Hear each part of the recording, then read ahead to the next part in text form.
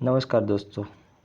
Read का first topic लेंगे जो है राजस्थान के जो प्रतीक चिन्ह हैं महत्वपूर्ण, उनका सभी परिदृश्यों से, जैसे इतिहास से जुड़ी हुई या फिर भौगोलिक स्थिति से जुड़ी हुई सारे संबंधों को देखते हुए पूरी डीप स्टडी करेंगे। देखते हैं, शुरू करते हैं। राज्य पशु चिंकारा। राज्य पशु चिंकारा जो कि क्या है, हमारा वन्य जीव श्रेणी का राज्य पशु चिंकारा है। चिंकारा को राज्य पशु का दर्जा 22 मई 1981 को मिला। 22 मई 1981 तारीख याद रखनी है, सबसे ज़्यादा वो पूछा जाएगा। चिंकारा का वैज्ञानिक नाम है गजेला गजेला। क्या है? गजेला गजेला। चिंकारा कौन सी प्रजाति का है? एंटीलोप प्रजाति का है। चिंकारा को छोटा हिरन के उपनाम से भी जाना जाता है। छोटा हिरन भी कहा जाता है, इसे ध्यान रखना। चिंकारा के लिए नाहरगढ़ अभयारण्य जयपुर प्रसिद्ध है। सबसे महत्वपूर्ण होगा, अगर प्रसिद्ध है ये पूछा जाए, ना कि सबसे अधिक कहाँ पर है। सबसे प्रसिद्ध चिंकारा के लिए जो अभयारण्य है वो कौन सा है? नाहरगढ़ जयपुर प्रसिद्ध है, ध्यान रखना। और राजस्थान से सर्वाधिक चिंकारा जोधपुर। चिंकारा से नाम लेते ही जोधपुर इसका आ जाता है ध्यान में हमें, ठीक है। चिंकारा श्री गंगानगर जिले का शुभंकर है, ध्यान रखना। शुभंकर पूछे जाते हैं। शुभंकर है किसका? श्री गंगानगर जिले का शुभंकर है। नेक्स्ट पेज देखते हैं। ये रहा चिंकारा। चिंकारा जिसके लंबे दो सींग हैं, एक जैसे दो सींग हैं, न फैले हुए हैं, सीधे नुकीले सींग होते हैं। और एक छोटा हिरण इसलिए कहा जाता है कि आकार में ये दूसरे हिरणों की अपेक्षा छोटा है। कैसा है? एंटीलोप है, ध्यान रखना। क्या है? एंटीलोप है, ठीक है। नेक्स्ट चलते हैं। नेक्स्ट है राज्य पक्षी गोडावन। गोडावन सब जानते हैं। गोडावन को राज्य पक्षी का दर्जा कब मिला था? 21 मई 1981, मतलब 21 मई को इसे मिला था। और जो उसे मिला था हिरण को कब मिला था? 23 मई को मिला था, ठीक है, 1981। गोडावन का वैज्ञानिक नाम है क्राइटिस नाइग्रेप्सिस।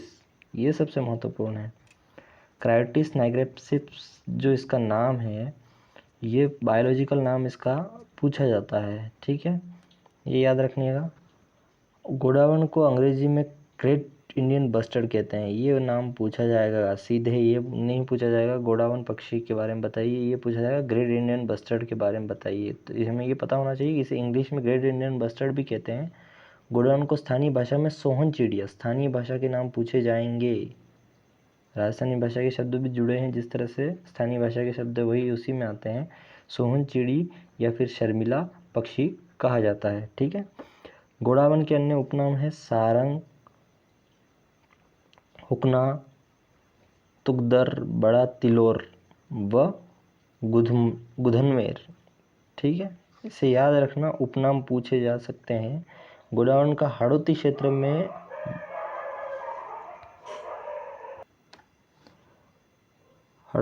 में मालमुरडी कहा जाता है। राजस्थान में गोडावन सर्वाधिक 3 क्षेत्रों में पाया जाता है: सोरसन बारा, सोलंकिया अजमेर और मरुद्यान जैसलमेर बाड़मेर। ये सबको ध्यान रखना। मरुद्यान किस क्षेत्र में फैला हुआ है? जैसलमेर बाड़मेर में फैला हुआ है, जहाँ पर सबसे ज़्यादा गोडावनों की शरणस्थली कहा जाता है जैसलमेर बाड़मेर मरुद्यान को।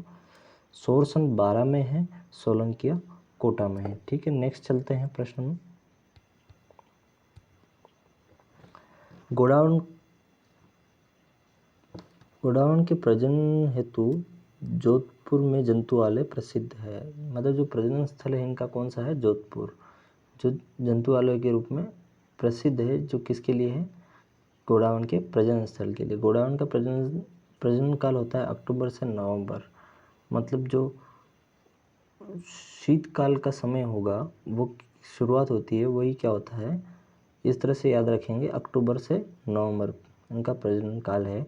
इसका प्राय भोजन मूंगफली और तारामीरा है। तारामीरा आप जानते हैं रेगिस्तान की फसल कहलाती है, रेगिस्तानी फसल है कि जो बालू या रेतीले क्षेत्रों में होती है तारामीरा। और मूंगफली भी आप जानते हैं भूमिगत है, ये इसकी पसंदीदा है।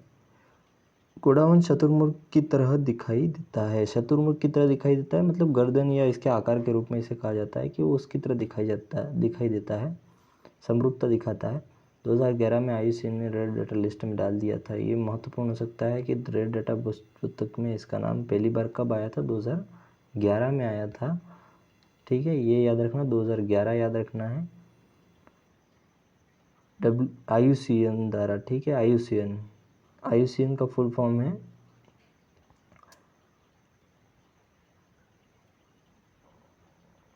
इंडेंजर्ड स्पीसीज जो होती हैं उनके लिए ये लिस्ट बनाता है, जैसे ये क्रिटिकली इंडेंजर्ड या संकटग्रस्त लिस्ट में था। 2011 में गोडावण के संरक्षण हेतु राज्य सरकार ने विश्व पर्यावरण दिवस 5 जून को 2013 को राष्ट्रीय मरु उद्यान जैसलमेर प्रोजेक्ट क्या चलाया था? ग्रेट इंडियन बस्टर का प्रारंभ किया था। जो गोडावण के संरक्षण हेतु पर्यावरण दिवस 5 जून 2013 5 जून 2011 में से इंडेंजर्ड घोषित किया। जो क्रिटिकली इंडेंजर्ड थे, संकटग्रस्त जीवों, वन्य प्राणी या वन्य पक्षी में थे। तो उस 2011 की लिस्ट के बाद 2013 में राज्य सरकार ने ये फैसला लिया 5 जून 2013 के दिन राष्ट्रीय मरु उद्यान में जैसलमेर में प्रोजेक्ट ग्रेट इंडियन बस्टर प्रारंभ किया गया। गोडावण जैसलमेर का शुभंकर है। कहाँ का है? जैसलमेर का शुभंकर है। चिंकारा कहाँ का था? श्री गंगानगर का। देखते हैं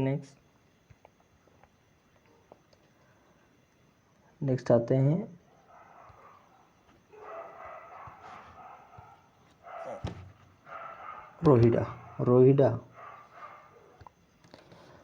रोहिडा राज्य पुष्प है। रोहिडा को राज्य पुष्प का दर्जा 1983 मिला था। 1981 में मिले थे तो दो थे, वो कौन से थे? पहला जो था हमारा कौन सा था? एक तो था हमारा जो था चिनकारा और दूसरा हमारा होगा जो पड़ा था ग्रेट इंडियन बस्टर्ड, मतलब हमारा गोडावण। ठीक है, याद रहेगा, गोडावण 21 तारीख और हमारा ये 23 तारीख क्या होगा? चिनकारा 1981 में। और 1983 में फिर बना रोहिडा, जो हमारा क्या बना? राज्य पुष्प बना। रोहिडे का वैज्ञानिक नाम जो है टिकोमेला अंडुलेटा है। टिकोमेला अंडुलेटा इसका वैज्ञानिक नाम है। बहुत ही अलग नाम है, याद रह सकता है, टिकोमेला अंडुलेटा। ठीक है, रोहिडे को राजस्थान का सागवान तथा मरुशोभा कहा जाता है। सागवान इसलिए क्योंकि बंदूकों के जो बट बनाए जाते हैं, पीछे की ओर जो भाग होता है लकड़ी का बना हुआ, पुरानी बंदूकें जो बनती थी उनमें इसका इस्तेमाल होता था। और मरुशोभा कहा जाता है क्योंकि इसके पुष्प बड़े सुंदर दिखते हैं, जिस प्रकार इस चित्र में दे रखा है। ये इसकी कुछ फलियां लगती है, वो इसके पुष्प है, बहुत सुंदर है। पेड़ इस तरह से हरे भरे दिखते हैं, रेगिस्तान को सुंदर बनाते हैं, इसलिए इसको क्या कहा जाता है? क्या कहा रखा है? मरुशोभा कह रखा है या राजस्थान का सागवान कह रखा है। नेक्स्ट प्रश्न देखते हैं। रोहिडा पश्चिमी क्षेत्र में सर्वाधिक देखने को मिलता है, मतलब ये सबसे ज़्यादा कहाँ होता है? राजस्थान के पश्चिमी भाग में। रोहिडा के पुष्प मार्च अप्रैल मतलब कहाँ पर? गर्मी में, इसलिए ये मरुशोभा मतलब मरु अवस्था में होता है। जब अधिकतम मरुस्थलीय अवस्था होती है गर्मियों के समय में, तब ये क्या करता है? अपने पुष्पन देता है या खिलते हैं इसके पुष्प, तो इसलिए क्या मार्च और अप्रैल, इस तरह से याद रखना, मरुशोभा कहा जाता है क्योंकि मार्च और अप्रैल में इसके फूल खिलते हैं जो शोभा बढ़ाते हैं मरुस्थल की। रोहिड़े के पुष्प का रंग गहरा केसरिया हिरमिच पीला होता है, मतलब हरी मिर्च जो पीलापन हल्का सा देती है उस तरह से गहरा केसरिया रंग होता है। जोधपुर में रोहिड़े के पुष्प को क्या कहते हैं? मारवाड़ का टिक कहते हैं। मारवाड़ का टिक मतलब टिक जो सबसे टिकाऊ लकड़ी होती है। टिक एक बहुत महंगी और मजबूत लकड़ी होती है, इसलिए इसे मारवाड़ मिलने के कारण, पश्चिमी क्षेत्र में मिलने के कारण मारवाड़ का टिक भी कहते हैं। ध्यान रखना, पूछा जा सकता है। रोहिड़ी की जरबील नामक रेगिस्तानी चूहा नुकसान पहुंचाता है, मतलब रोहिड़ी को जरबील नामक रेगिस्तानी चूहा जो क्या करता है?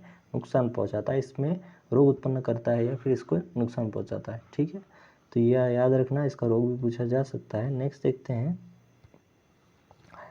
राज्य वृक्ष खेजड़ी। राज्य वृक्ष के बारे में है। खेजड़ी बहुत महत्वपूर्ण रखता है, इससे बहुत सारे प्रश्न पूछे जा सकते हैं। हर परिप्रेक्ष्य में प्रश्न देखेंगे हम, इतिहास, कला या फिर जो भी भौगोलिक परिदृश्य है उस सब के बारे में। खेजड़ी को राज्य वृक्ष का दर्जा 31 अक्टूबर 1983 में देखे हमने कितनों को मिला था, 2 थे, और 83 में भी हमें क्या मिलेंगे, 2 हमारे प्रतीक चिन्ह मिलेंगे। तो इस तरह से याद रखना, 81 में 2 हैं और 83 में भी 2 हैं। 31 अक्टूबर 1983 दिया गया, मतलब इसे 31 अक्टूबर 1983 में क्या किया गया, राज्य वृक्ष का दर्जा दिया गया। 5 जून 1988 याद रखना, 31 अक्टूबर 1983 में इसे क्या कर दिया गया, राज्य वृक्ष घोषित कर दिया गया। 5 जून 1988 विश्व पर्यावरण दिवस के अवसर पर खेजड़ी वृक्ष पर क्या किए, 60 पैसे का डाक टिकट जारी किया गया। मतलब 83 में जब इसे बनाया गया तब इस पर कोई बात नहीं की गई, पर 5 जून 1988 को जब विश्व पर्यावरण दिवस मनाया जा रहा था तो इससे 60 पैसे का डाक टिकट जारी किया गया था। खेजड़ी का वानस्पतिक नाम है प्रोसिपिस सिनेरेरिया। तो ये याद रखना, महत्वपूर्ण प्रश्न पूछे जा सकते हैं, वनपाल वन रक्षक में भी पूछा जा सकता है क्योंकि ये उसी से जुड़ा हुआ है। खेजड़ी को राजस्थान का कल्प वृक्ष, थार का कल्प या राजस्थान का गौरव कहा जाता है। ध्यान रखना, राजस्थान का गौरव भी कहा जाता है, थार का कल्प वृक्ष कहा जाता है, या फिर कल्प वृक्ष राजस्थान का भी कहा जाता है। खेजड़ी को वंडर ट्री भी कहा जाता है, अंग्रेजी में इसका वंडर ट्री कहा जाता है। भारतीय मरुस्थल का सुनहरा वृक्ष भी कहा जाता है। भारतीय मरुस्थल का सुनहरा वृक्ष भारत के परिप्रेक्ष्य में क्या कहलाता है, सुनहरा वृक्ष कहलाता है, क्योंकि ये क्या करता है, गर्मियों में भी सदाबहार रहता है। इसकी और विशेषताएं देखते हैं, परीक्षा की दृष्टि से बहुत महत्वपूर्ण ये खेजड़ी का वृक्ष है, जिसकी फलियां वगैरह बहुत अत्यंत महत्वपूर्ण हैं, जिनके बारे में भी देखेंगे। फल को क्या कहा जाता है, पुष्पों को क्या कहा जाता है, किस भाषा में इसका क्या नाम है, क्योंकि ये हमारे लिए बहुत महत्व रखता है राजस्थान के परिप्रेक्ष्य में।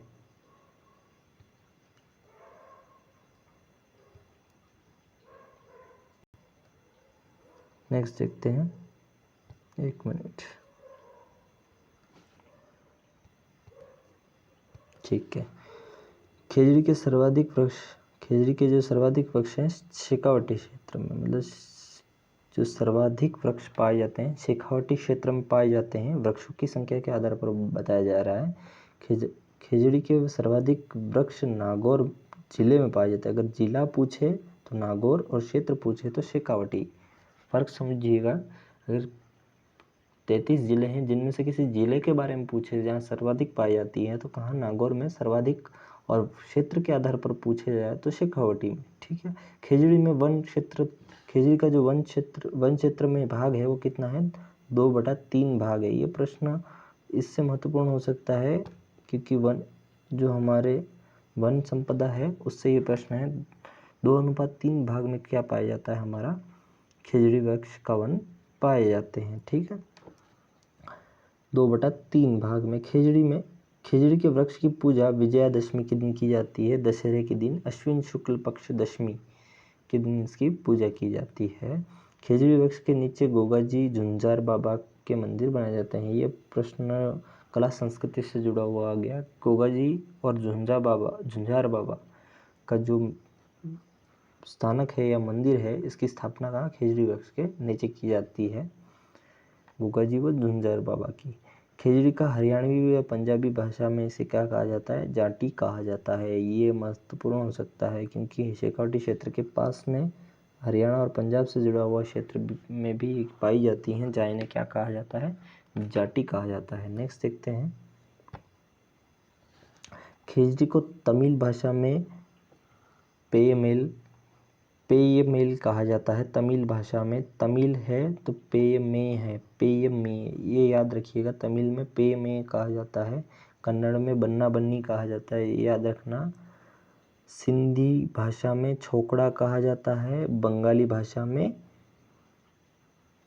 शाईगाच कहा जाता है, और विष्णुई संप्रदाय से शमी कहता है। ये महत्वपूर्ण हो सकता है राजस्थान के परिप्रेक्ष्य में। विष्णुई संप्रदाय में शमी कहा जाता है इसे, और स्थानीय भाषा में सिमलो कहा जाता है। स्थानीय भाषा और विष्णुई संप्रदाय में शमी कहा जाता है। ये बहुत महत्वपूर्ण, ध्यान रखना। नेक्स्ट देखते हैं खेजड़ी की हरी फलियां। जो अभी देखा था, पेड़ के बारे में देखा था, पर ये इतना, इसकी फलियां भी इतनी महत्वपूर्ण हैं, या इसके हर पौधे का हर भाग इतना महत्वपूर्ण है, इसलिए सांस्कृतिक और अन्य तरीक़े से ये बहुत महत्वपूर्ण रखता है। खेजड़ी की हरी फलियां क्या कहलाती है? सांगरी। केर सांगरी की जो सब्ज़ी है वो पश्चिमी राजस्थान में बहुत प्रसिद्ध है। ठीक है, तो उसी का सांगरी है जो खेजड़ी की हरी फलियां कहलाती है। मतलब सूखने के बाद तो अलग हो जाएगी, पर हरी फलियां, ध्यान रखना। फलियां पूछा जाए तो सांगरी आ सकता है। ठीक है, तो सांगरी करना। हरी फलियां पूछे तो सांगरी करना है। अब सूखी फलियां आएंगी, उनके बारे में बताया जाएगा। फल गर्मी में लगते हैं, मतलब उनके फल कहाँ लगते हैं? गर्मी में लगते हैं। खेजड़ी का पुष्प मिंजर, मतलब जो खेजड़ी का पुष्प है क्या कहलाता है? पुष्प मिंजर कहलाता है। ठीक है, ध्यान रखना, पुष्प के बारे में पूछा सकता है, बहुत डिफरेंट है इसलिए। खेजड़ी की सूखी फलियां, अब आ गया सूखी फलियों को क्या कहा जाता है? खोखा। तो हरी फलियां क्या कहलाएंगी? सांगरी कहलाएंगी। और मिंजर क्या कहलाता है? इसका पुष्प कहलाता है। फलियां कब लगती हैं?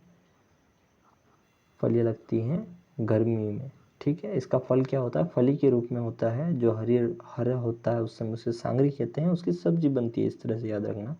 खेजड़ी की पत्तियों से बना चारा लुंग या लुम कहलाता है। ये याद रखना, पूछा गया है पिछली परीक्षाओं में। खेजड़ी की पत्तियों से लूम, मतलब जो लूम या लुंग कहलाता है, उसका चारा जो पशुओं को ये खिलाने में काम आता है। पांडवों ने अज्ञातवास के दौरान अपने अस्त्र शस्त्र खेजड़ी वृक्ष पर छिपाए थे। ये ध्यान रखना, ये हमारे प्राचीन इतिहास से प्रश्न बन सकता है। खेजड़ी वृक्ष पर उन्होंने क्या छुपाए थे? अपने अस्त्र शस्त्र छुपाए थे। वैज्ञानिक खेजड़ी के वृक्ष की आयु बताते हैं 5000 वर्ष। बहुत लंबी आयु वाला वृक्ष है, इसलिए भी महत्वपूर्ण है। राज्य में सर्वाधिक प्राचीन खेजड़ी के दो वृक्ष 1000 वर्ष पुराने हैं, जो कहाँ पर है? मांगलियावास अजमेर में। ध्यान रखना, मांगलियावास अजमेर में जो राजस्थान के सबसे प्राचीन माने जाने वाले दो वृक्ष हैं जो 1000 वर्ष पुराने हैं, वो कहाँ पर है? मांगलियावास अजमेर में। मांगलियावास अजमेर में हरियाली अमावस्या, मतलब श्रावण में वृक्ष मेला भरता है। ठीक है, वृक्ष मेला एक ये हो गया। ये दूसरा है, पर सबसे बड़ा वृक्ष मेला भरता है वो दूसरी जगह है, देखेंगे वो, उससे भी संबंध देखेंगे खेजड़ी से।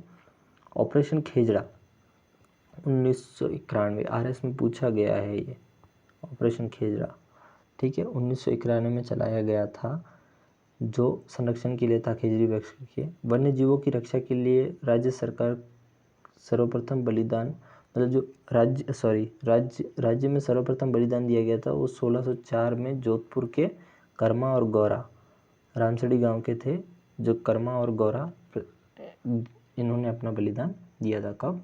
1604 में। फिर 1700 याद रखना है, 1700 में नागौर के मेड़ता परगना वाले पोलावास गांव के वंचो जी, जिसका नाम हम सब जानते हैं, 1700 में नागौर में इन्होंने अपने क्या दिया? वन्य जीवों के लिए सबसे दूसरा बलिदान अपना दिया था। पहला कौन? कर्मा और गौरा 1604, 1700 में दिया था हमारे वंचो जी ने। ठीक है, नेक्स्ट देखते हैं। वन्य जीवों की रक्षा के लिए राज्य में दूसरा बलिदान जो था 1700 नागौर में ये दिया था वंचो जी ने। ये वापस आ गया। खेजड़ी के लिए प्रथम बलिदान, मतलब जो खेजड़ी स्पेसिफिक पेड़ है उसके लिए सबसे पहले जो बलिदान दिया गया अमृता देवी विश्नोई ने दिया था। ठीक है, जो कब दिया था? 1730 में। 363 लोग थे। कितने थे टोटल? 363 लोग थे। ठीक है, 363 लोगों में से 69 तो हमारे क्या थे? महिलाएं। बची हुई 294 जो थे हमारे क्या थे? 294 जो क्या थे? हमारे पुरुष थे। ठीक है, तो ये याद रखना, 294 पुरुष थे। ये पूछा जा सकता है, ये 363 वाला प्रश्न पूछा जा चुका है RS में। ठीक है, 1730 याद रखना, पहला बलिदान जो दिया था वन्य जीवों के लिए वो था कर्मा और गौरा, और दूसरे थे हमारे नागौर से 1700 ईस्वी में मुंचो जी। और तीसरा जो बलिदान, यह पहला खिचड़ी के लिए बलिदान जो अमृता देवी विष्णु और उनके साथियों ने दिया था, जो कितने थे 363 संख्या में, 69 महिलाएं, 294 पुरुष। अब ये कब हुआ था ये कांड? ये हुआ था जोधपुर के खेजड़ी ग्राम में हुआ था। कहाँ होता है? खेजड़ी ग्राम में, गुड़ा बिश्नोई गांव में। जो कब हुआ था? भाद्रपद शुक्ल दशमी के दिन। ये वही भाद्रपद शुक्ल दशमी है जो तेजा जी के लिए प्रसिद्ध है। तेजा जी के लिए तेजा दशमी जो मनाई जाती है, भाद्र शुक्ल पक्ष दशमी को तेजा दशमी मनाई जाती है। ठीक है, तेजा दशमी भी उसी दिन आती है। भाद्रपद शुक्ल दशमी विश्व का एकमात्र वृक्ष मेला खेजड़ी गांव में भरता है। जो वृक्ष मेला आपने देखा अभी जो अजमेर में भरता है वो अलग से है, पर ये जो प्रसिद्ध वृक्ष मेला जो एकमात्र विश्व का जो लगता है खेजड़ी गांव में लगता है भाद्रपद शुक्ल दशमी के दिन। वो लगता था हरियाली अमावस्या के दिन। ठीक है, नेक्स्ट देखते हैं। अमृता देवी के पति का नाम क्या था? रामाजी विश्नोई थे। ठीक है, रामाजी विश्नोई नाम पूछा जा सकता है। विश्नोई संप्रदाय के द्वारा यह बलिदान साका या खड़ाना कहलाया। ये खड़ाना परीक्षा में आ सकता है। साका या खड़ाना। साका वैसे सबको पता है, महिला पुरुष जहाँ पर साथ में अपना बलिदान देते हैं, और खड़ाना नया शब्द है तो ध्यान रखिएगा। नेक्स्ट देखते हैं। इस बलिदान के समय जोधपुर का राजा कौन था? अभय सिंह। ये पूछा जा चुका है, इंपॉर्टेंट है, ध्यान रखना, स्टार लगा लेना। पीडीएफ मिल जाएगी टेलीग्राम पर। जोधपुर का राजा अभय सिंह था। अभय सिंह के आदेश पर गिरधर जो सेनापति भेजा था उसने 363 लोगों की हत्या कर दी। 363 लोगों में 69 क्या थे? हमारी महिलाएं थी, और बाकी 294 लोग हमारे कौन थे? पुरुष थे। खेजड़ी दिवस प्रत्येक वर्ष कब? 12 सितंबर, मतलब 12 सितंबर को मनाया जाता है। ये घटना 12 सितंबर की थी। 12 सितंबर 1700 की ये जो घटना है, 1730 की जो घटना है, इसलिए इसे 12 सितंबर को मनाया जाता है। प्रथम खेजड़ी दिवस कब मनाया गया था? 1978। ये पूछी जा सकती है कब? जैसे 12 सितंबर है, सितंबर है, पर कौन सा? 1730 को हुआ था ये। इसके तहत कब मनाई जाती है ये? इस तारीख को पहली बार मनाया गया था। खेजड़ी दिवस मनाया जाता है। ये 12 सितंबर भी आ सकता है, या प्रथम बार खेजड़ी दिवस कब मनाया गया? 12 सितंबर 1730 भी आ सकता है, और 12 सितंबर 1978 भी आ सकता है। अगर पहली बार पूछा जाए तो हमारा क्या है? ये राइट है। ठीक है, वन्य जीवों के संरक्षण के लिए दिए जाने वाला सर्वश्रेष्ठ पुरस्कार अमृता देवी वन्य जीव पुरस्कार है। वन्य जीव संरक्षण के लिए, ये याद रखना, वन्य जीव संरक्षण पूछा जाए, वन्य जीव पूछा है तो जीवों के लिए कंफ्यूजन नहीं होना है। वन से रिलेटेड है तो मतलब ये हमारे क्या है? अमृता देवी विश्नोई पुरस्कार, वन्य जीव पुरस्कार है, जो क्या है? वन्य जीव संरक्षण में सबसे बड़ा पुरस्कार है राजस्थान का। ठीक है, अमृता देवी वन्य जीव पुरस्कार की शुरुआत 1994 में हुई थी। पहली बार खेजड़ी दिवस कब मनाया गया था? तो 12 सितंबर 1978 में। और पहले एक कांड कब हुआ था? 1730 में। और ये अब अमृता देवी वन्य जीव पुरस्कार कब से दिए जाने लग गए? 1994 से। ये प्रथम पुरस्कार गंगाराम बिश्नोई जोधपुर को दिया गया, मतलब गंगाराम बिश्नोई थे, जोधपुर से संबंधित हैं, जिन्हें दिया गया था। अमृता देवी मृगवन खेजड़ी गांव में। ठीक है, खेजड़ी गांव जोधपुर जहाँ ये हत्याकांड हुआ था। अमृता देवी मृगवन वहाँ पर स्थित है। ठीक है, नेक्स्ट पर देखते हैं।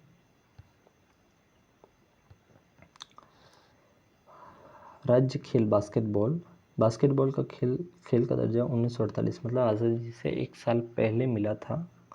बास्केटबॉल में कुल खिलाड़ियों की संख्या 5 होती है। कुल खिलाड़ी की संख्या पूछे, खेल के परिदृश्य भी हमारे इसमें है, रीट में ये टॉपिक भी है। खेल के लिए समसामयिक पूछा है तो खेल में संख्या भी पूछी जा सकती है। राष्ट्रीय खेल है हमारा, राज्य खेल है, सॉरी।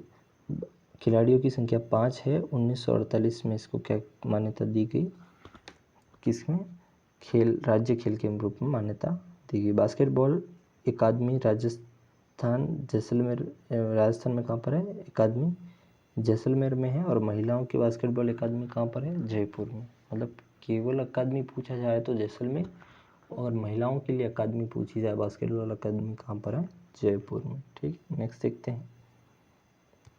ये बास्केटबॉल खेल आप सब जानते हैं। ठीक है, राज्य नृत्य घूमर। अब घूमर है जो हमारा है राज्य नृत्य है। घूमर को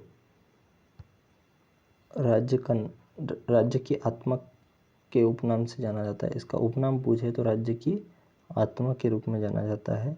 घूमर के 3 रूप हैं। कितने रूप हैं घूमर के? 3 रूप हम कह सकते हैं, जो किसके आधार पर है, नृत्य या नृत्य करने वाले व्यक्ति के आधार पर। झूमरिया बालिकाओं द्वारा किया जाने वाला नृत्य है। लूर गरासिया जनजाति की स्त्रियों द्वारा किया जाने वाला नृत्य है। और घूमर इसमें स्त्रियां भाग लेती हैं। ठीक है, झूमरिया जो है बालिकाएं भाग लेती हैं। और लूर जो गरासिया जनजाति की महिलाएं, इसमें स्त्रियां इसमें भाग लेती हैं। घूमर में सारी स्त्रियां भाग लेती हैं। ठीक है, झुमरिया आ जाए तो मतलब समझ लेना बालिकाओं के लिए, लूर आ जाए तो गरासिया जनजाति की महिलाओं के लिए जो नृत्य होता है। और घूमर जिसमें सभी स्त्रियां क्या करती हैं, भाग लेती हैं। तो नेक्स्ट आ गया, ये रहा घूमर नृत्य, प्रसिद्ध है राजस्थान में। ठीक है, इस प्रकार गोल गोल घेरदार जो वस्त्र पहनकर ये क्या करती हैं, नृत्य करती हैं। ठीक है, राज्य गीत केसरिया बालम। केसरिया बालम अवनी पधारो हमारे देश। तो यह गीत प्रसिद्ध है। देखते हैं, इसे राज्य गीत के रूप में सम्मानित किया गया था। इसे राज्य गीत किस कारण से बनाया गया, ये भी इस बात से पता चल जाएगा। इस गीत को सर्वप्रथम उदयपुर की मांगी बाई जो सर्वप्रथम गाती हैं इन्हें, मांड शैली की गायिका ये थी। कौन सी, मांगी बाई, उदयपुर से जो है। इसे अंतर्राष्ट्रीय स्तर पर ख्याति दिलाने का श्रेय किसे जाता है, बीकानेर की अल्लाह जिलाबाई। अल्लाह जिलाबाई का शब्द बहुत बार जिक्र आएगा। राजस्थान की आर्ट एंड कल्चर हो या करंट अफेयर हो, अल्लाह जिलाबाई के बारे में बहुत कुछ सुनने मिलेगा। बीकानेर से संबंधित थी। और उदयपुर से कौन सी थी, मांगी बाई, जिन्होंने पहली बार गाया। और बीकानेर से अल्लाह जिलाबाई हैं जिन्होंने क्या किया था, इसको अंतर्राष्ट्रीय स्तर पर ख्याति दिलाई थी। अल्लाह जिलाबाई को राजस्थान की मरु कोकिला कहा जाता है, ध्यान रखना। अल्लाह जिलाबाई को क्या कहा जाता है, राजस्थान की मरु कोकिला कहा जाता है। ठीक है, नेक्स्ट प्रश्न देखते हैं। बहुत इंपॉर्टेंट है ये, ध्यान रखना। ये बहुत इंपॉर्टेंट है, पूछा कि जा चुका है बहुत सारी परीक्षाओं में।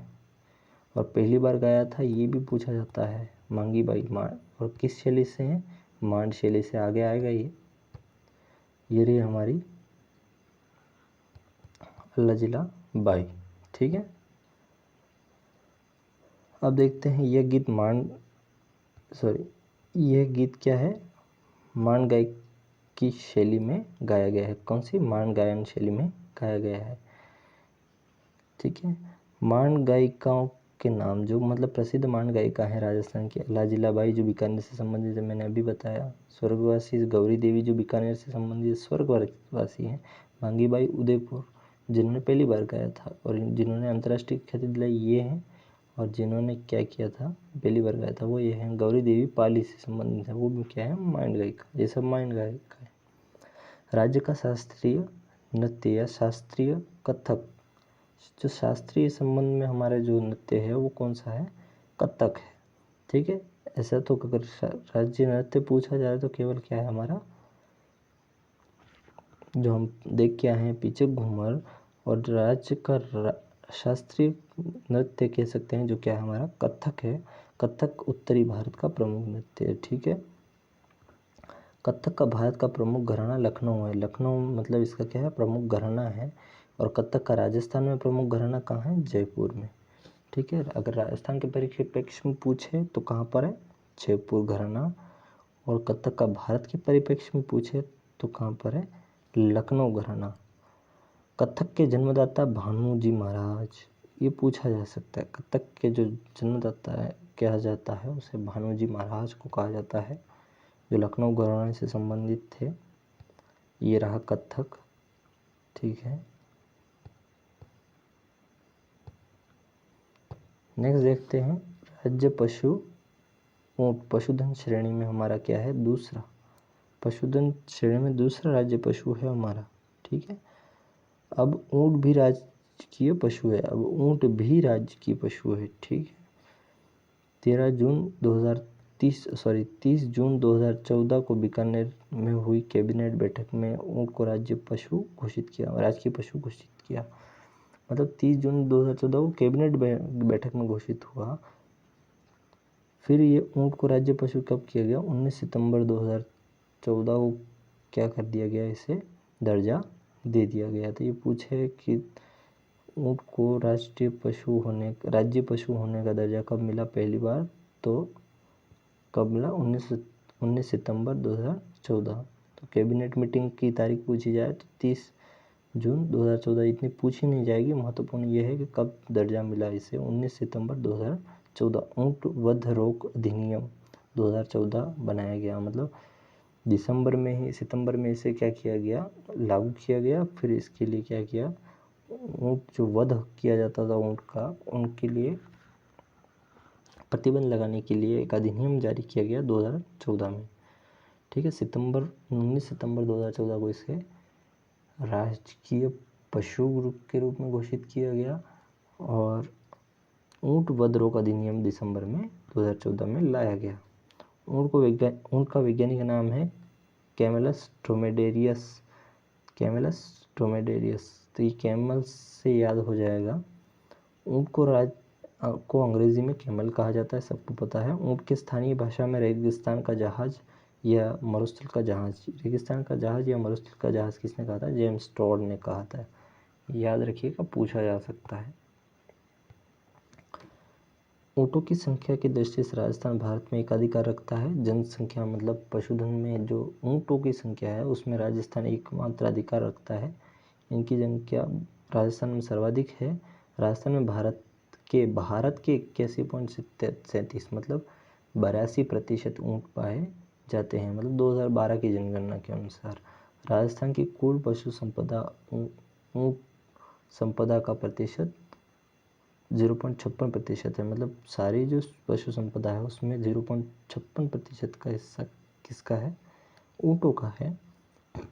राजस्थान में सर्वाधिक ऊँटों वाला जिला कौन सा है, जैसलमेर है। सबसे कम ऊँटों वाला जिला कौन सा है हमारा, प्रतापगढ़ है। याद रखिएगा, सबसे अधिक जैसलमेर, सबसे कम प्रतापगढ़। ऊँट अनुसंधान केंद्र जोहड़बीड़ बीकानेर में स्थित है। बहुत महत्वपूर्ण प्रश्न है, पूछा जा सकता है, ध्यान रखिए, इम्पोर्टेंट लगा दीजिए। जोहड़बीड़ बीकानेर, ऊँट अनुसंधान केंद्र बीकानेर, जोहड़बीड़ बीकानेर। राज्य में ऊँट प्रजनन का कार्य भारतीय कृषि अनुसंधान परिषद द्वारा संचालित किया जाता है। भारतीय कृषि अनुसंधान परिषद क्या करता है, राज्य में ऊँट प्रजनन कार्य का नियंत्रण करता है। कैमल मिल्क डेयरी बीकानेर में स्थित है। कैमल मिल्क की जो डेयरी है वो किसके लिए कहाँ पर स्थित है, बीकानेर में स्थित है। सर्वोच्च न्यायालय में एक निर्णय में अक्टूबर 2000 में ऊँटनी के दूध को अत्यधिक उपयुक्त बताया गया था। ऊँटनी के दूध को बहुत अत्यधिक महत्वपूर्ण बताया गया था। अक्टूबर 2000 में जो कोर्ट का निर्णय आया था किसी एक मुद्दे पर। ये रहा हमारा राष्ट्रीय पशु और ये रहा हमारा राज्य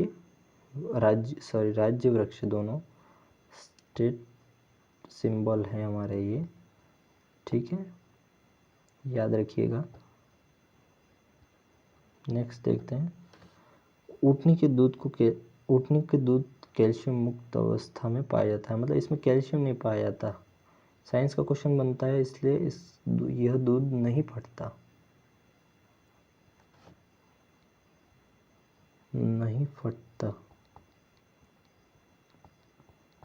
कैल्शियम की मात्रा नहीं पाई जाती, दूध नहीं फटता, इसलिए इसके दूध का दही नहीं जमता है। मतलब नहीं फटेगा तो दही नहीं जमेगा, बहुत महत्वपूर्ण है ये कैल्शियम की अनुपस्थिति होती है, ठीक है।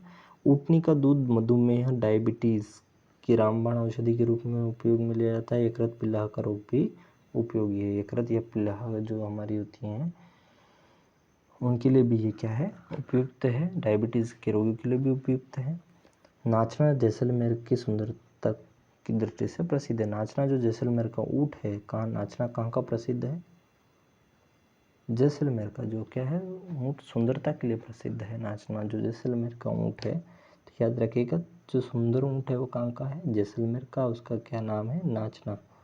ठीक है, नाचना जैसलमेर का ऊँट सुंदरता की दृष्टि से प्रसिद्ध है।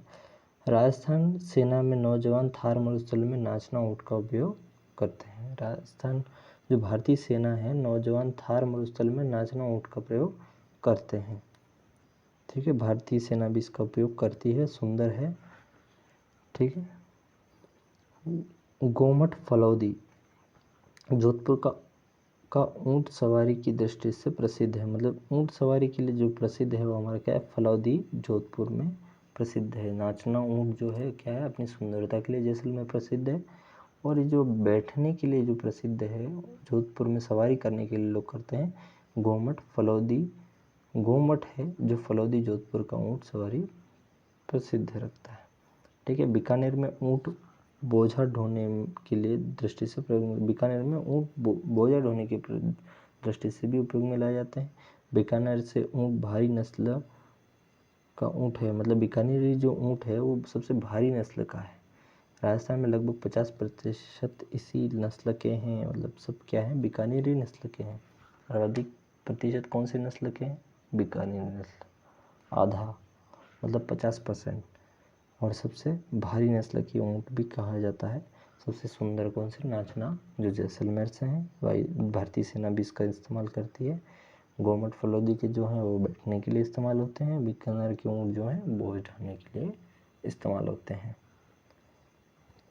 नेक्स्ट है, ऊँटों की देवता के रूप में पाबू जी को पूजा जाता है। मतलब एक भी ऐसा पॉइंट नहीं छोड़ा है जो परीक्षा की दृष्टि से दूर हो है आपसे। सारे जो महत्वपूर्ण सिंबल हैं कुछ रह भी जाएंगे तो उसे अलग से करवा दिया जाएगा दूसरे पार्ट में। पर ये जो तीनों परिप्रेक्ष्य जैसे संस्कृति है, इतिहास है, भौगोलिक परिदृश्य है, सबसे संबंधित होकर ये प्रश्न आ रहा है। ठीक है, फिर देखते हैं राजस्थान में ऊँटों को लाने का श्रेय ऊँटों को लाने का श्रेय भी पाबू जी को जाता है। ऊँटों के देवता पाबू जी को कहा जाता है। ऊँटों के बीमार होने पर रात्रि काल में पाबू जी की फड़ का वाचन होता है। तो ऊँट बीमार होते हैं तो किसका वाचन किया जाएगा? पाबू जी की फड़ का।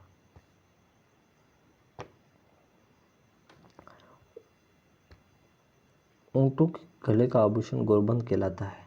तो ये महत्वपूर्ण प्रश्न है, गौरबंद क्या कहलाता है? ऊँटों के गले का आभूषण है। ठीक है, आभूषण तो है पर किसका है? ऊँटों के गले। इसे इम्पोर्टेंट लगा दीजिए। ऊँटों में पाए जाने वाले रोग सर्रा रोग या तीव्रवर्षा कहते हैं। तीव्रवर्षा कहते हैं। सर्रा रोग हो जाता है ऊँटों में, उसे तीव्रवर्षा भी कहा जाता है। ऊँटों में सर्रा रोग नियंत्रण की योजना, मतलब ये योजना लाई गई थी। सर्रा रोग फैल रहा था प्रदेश में। ऊँटों की संख्या गिरावट का मुख्य कारण सर्रा रोग है। इस रोग पर नियंत्रण के उद्देश्य से वर्ष 2010 और 11 में योजना प्रारंभ की गई थी। ये जो योजना है कब प्रारंभ की गई थी? ऊँटों में सर्रा रोग का नियंत्रण की योजना 2010 से 2011 के बीच में प्रारंभ की गई थी। ऊँटों का पालन पोषण करने वाली जाति राइका या रेवारी कहलाती है। ऊँटों की चमड़ी पर की जाने वाली कला उस्ता कला है। ध्यान रखना, उस्ता कला बहुत प्रसिद्ध कला है। उस्ता कला ये भी पूछा जा सकता है। उस्ता कला ऊँटों की चमड़ी पर की जाती है। उस्ता कला को मुनवती या मुनावती कला भी कहा जाता है। ये दोनों ही बहुत अत्यंत महत्वपूर्ण है। मुनावती कला या मुनवती कला जो कहाँ की जाती है, इनकी खाल या इनकी चमड़ी पर की जाती है। उस्ता कला भी इसी का नाम है। नेक्स्ट देखते हैं, उस्ता कला का मूल कहाँ से है? मूलतः ये लाहौर से है। उस्ता कला को राजस्थान के बीकानेर के शासक अनूप सिंह द्वारा लाया गया था। मतलब इसे लाया कौन था? अनूप सिंह जी लाए थे। कौन से? बीकानेर के अनूप सिंह जी। अनूप सिंह का काल उस्ता कला का स्वर्ण काल पूछे, ये आएगा बहुत महत्वपूर्ण। उस्ता कला का स्वर्ण काल पूछा जा सकता है, जो कहा था अनूप सिंह के समय से था। अनूप सिंह जी कहाँ से लाए थे इसे? लाहौर से लेके आए थे, पाकिस्तान के लाहौर से लेके आए थे, जो वर्तमान पाकिस्तान है उसका लाहौर क्षेत्र है, वहाँ से हमारे लिए क्या लेके आए थे? उस्ता कला लेके आए थे ऊँटों के लिए। उस्ता कला के कलाकार उस्ताद कहलाते हैं, मतलब उस्ताद से उस्ताद कहलाते हैं, ठीक है। ये उस्ताद मुख्यतः बीकानेर और उनके आसपास के क्षेत्रों में रहते हैं, निवास करते हैं। मतलब उस्ता कला के जो कलाकार हैं वो कहाँ रहते हैं? बीकानेर के आसपास या बीकानेर क्षेत्र में रहते हैं। उस्ता कला का प्रसिद्ध कलाकार हिसामुद्दीन उस्ता हैं। हिसामुद्दीन उस्ता जो प्रसिद्ध उस्ता कला के कलाकार हैं को माना जाता है, जो कि बीकानेर के मूल निवासी हैं और वर्तमान इनकी क्या हो चुकी है? मृत्यु। हिसामुद्दीन उस्ता की क्या हो चुकी है? मृत्यु हो चुकी है। उस्ता कला का वर्तमान प्रसिद्ध कलाकार क्या कौन है? मोहम्मद हनीफ उस्ता। वर्तमान पूछे तो मोहम्मद हनीफ उस्ता, और उधर पूछे तो जो पुराने पूछे या फिर प्रसिद्ध पूछा जाए केवल तो मोहम्मद उस्ता था, ठीक है। नेक्स्ट देखिए, उस्ता कला के एक अन्य कलाकार हैं इलाही बख्श, जो महाराजा गंगा सिंह का उस्ता कला के चित्र बनाया था। मतलब इलाही बख्श जो है ने महाराजा गंगा सिंह का उस्ता कला में चित्र बनाया था, जो यूएनओ की कार्यालय में रखा गया। यह प्रश्न पूछा जा सकता है, अत्यंत महत्वपूर्ण वीआईपी क्वेश्चन बन सकता है, क्योंकि इलाही बख्श ने जो गंगा सिंह का उस्ता कला में जो चित्र बनाया है वो यूएनओ के कार्यालय में अभी प्रदर्शनी के रूप में रखा गया है। महाराजा गंगा सिंह के महाराजा गंगा सिंह थे बीकानेर के, उन्होंने चीन में ऊँटों की सेना भेजी थी, जो गंगा रिसाला के नाम से जाना जाता है। गंगा रिसाला क्या थी? ऊँटों की सेना, जो कहाँ भेजी थी? चीन में भेजी थी महाराजा गंगा सिंह ने। गंगा सिंह वही हैं जो तीनों गोलमेज सम्मेलन में राजस्थान से गए हुए थे, बीकानेर के शासक। पानी को ठंडा करने के लिए ऊँटों की खाल से बना बर्तन कॉपी कहलाता है। कापी पूछा जा चुका है, इम्पोर्टेंट है, हर एक प्रश्न बनने की संभावना से ले आए हुए प्रश्न है ये। सर्दी से बचने के लिए ऊँटों के बालों से बने वस्त्र का बाखला, इनके वस्त्र भी बनाए जाते हैं इनकी खाल या इनके बालों से, जो क्या कहलाते हैं? बाखला कहलाते हैं, ऊँटों के बालों से बने हैं। ऊँट पर कसी जाने वाली काठी को कूंची या पिलान कहा जाता है। ध्यान रखना, पिलान, ये वीडियो या शायद आरएस में आ चुका है, लेटेस्ट वाले, पुराने प्रश्न भी नहीं है, ठीक है, नए नए प्रश्नों में से है ये पूछा जा गया था, काठी या पिलाने का संबंध किससे है? तो ये क्या है? उसकी पीठ पर बांधे जाने वाली जो व्यवस्था है, या उसे क्या कहा जाता है? काठी या पिलान। बाखला का नाम है। ऊँटों के बालों से बने वस्त्र क्या कहलाते हैं? बाखला पूछा जाता है। और पानी भरने के लिए जो उपकरण बनाया जाता है कॉपी कहलाता है। वो गंगा रिसाल जो चीन में क्या भेजी थी? गंगा सिंह जी ने उन्होंने क्या भेजी थी? सेना भेजी थी चीन में। अनूप सिंह जी से कहाँ से लाए थे? उस्ता कला को लाहौर से लाए थे, बीकानेर। ये देखते हैं, ऊँट की नाक में पहनाई जाने वाली लकड़ी गिरबान कहलाती है। मतलब इसके ऊँट की नाक में जो लकड़ी पहनाई जाती है वो क्या कहलाती है? गिरबान कहलाती है, जिस पर उसका नियंत्रण रखा जाता है। गिरबान संभाल के रखी जाती है, उसकी गिरबान अपने हाथों में रखी जाती है, मतलब उस पर नियंत्रण रखा जाता है, इसे गिरबान कहते हैं। इस तरह से याद रखना, ये पूछा जा सकता है। उसकी नाक में जो लकड़ी डिस्ट्रीब्यूट जाती है या लकड़ी से जो धागा पिरोया जाता है उसे क्या कहते हैं? गिरबान कहते हैं। ऊँट की पीठ पर जो कुबड़ होती है, एकत्रित वसा, इसकी ऊर्जा, कुबड़ में एकत्रित वसा होता है जो उसकी ऊर्जा का स्रोत होता है। आप जानते हैं वसा सबसे अधिक स्रोत वाला है उपवास के लिए, या फिर क्या कहा जाता है? इसे कहा जाता है अनशन का भोजन कहा जाता है। अनशन के समय, अंतिम समय जब भोजन नहीं लेते तो हमारे शरीर के वसा कण टूट करके इसमें बदल जाते हैं, ग्लाइकोजन वगैरह में। इस तरह से एकत्रित वसा इसकी ऊर्जा का स्रोत है, जो कहाँ, उसके कुबड़ में पाई जाती है। ठीक है। ऊँट पाल की बीमा योजना, ऊँट पाल की बीमा योजना, ये पहली बार सुना होगा आपने। यह योजना ऊँट के पालक को, ऊँट पालक बीमा योजना, ऊँट और ऊँट पालक बीमा योजना 2008 और 9 भारतीय जीवन बीमा निगम तथा जनरल इंश्योरेंस कंपनी के सहयोग से लागू की गई थी। 2008 और 9 में भारतीय जीवन बीमा निगम तथा जनरल इंश्योरेंस की तरफ से लाई गई थी, जो किसके लिए थी? ऊँट और ऊँट पालकों के लिए थी। ऊँट का पहनावा क्या है? काठी पीठ पर पहनी जाती है, पिलान कहलाती है जो, गोरबंद गर्दन में होती है, गोड़िया होता है टांगों में। गोड़िया मतलब समझते हैं वागड़ी, आप वागड़ी मेवाड़ी जो समझते हैं, गोड़िया से टांगों की ओर आपका जाता है ध्यान।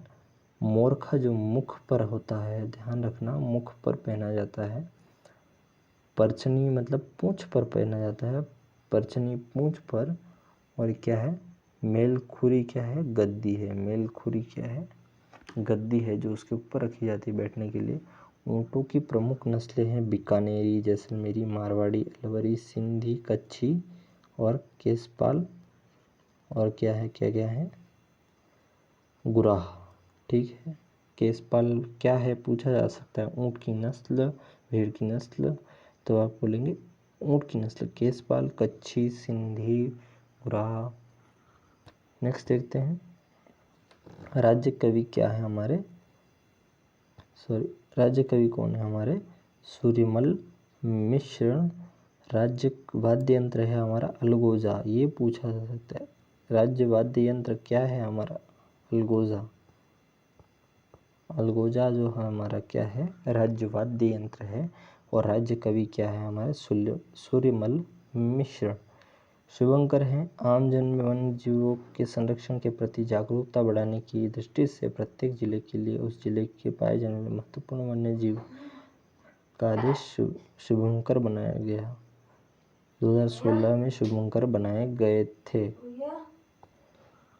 तो कुछ नए प्रश्न और कुछ नए महत्वपूर्ण बिंदु जो रह चुके हैं इस टॉपिक में, नेक्स्ट पार्ट में सारे ऐड कर दिए जाएंगे। और ये रहा हमारा राजस्थान में रीट का जो मेंस का सिलेबस है, उसका पहला टॉपिक। बिल्कुल भी मिस मत कीजिएगा, शॉर्ट में पढ़िए, रिवीजन समझिए, बहुत आसान है और जल्दी जल्दी हो जाएगा। सीधे इसी तरह से पढ़ेंगे। सब्सक्राइब कीजिए, लाइक कीजिए और शेयर कीजिए। PDF आप टेलीग्राम से पा सकते हैं। धन्यवाद।